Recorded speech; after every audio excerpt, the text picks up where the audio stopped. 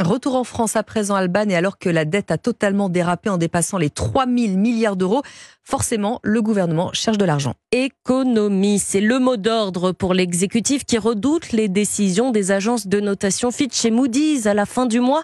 Il doit d'ailleurs transmettre mardi au Haut Conseil des finances publiques la liste de ses engagements en matière financière.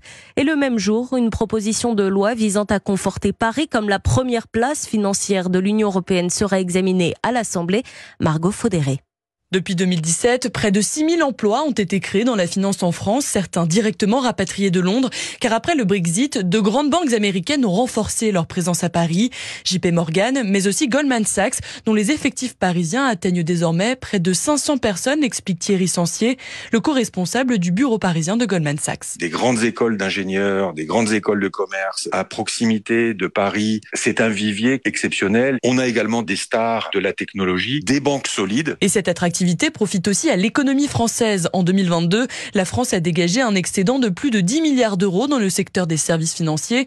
Alors pour combler un déficit à plus de 5% du PIB, l'exécutif réfléchit à de nouvelles mesures, car plus d'entreprises internationales en France, c'est aussi plus de recettes fiscales, rappelle Charles Rodwell, député Renaissance des Yvelines. C'est toujours une aubaine parce qu'elle paye des impôts nationaux, locaux, pour financer l'ensemble des services publics. De son côté, le ministre de l'économie ira dans les prochains mois dans les pays du Golfe pour attirer les investisseurs financiers. Margot Faudéré du service économie d'Europe 1.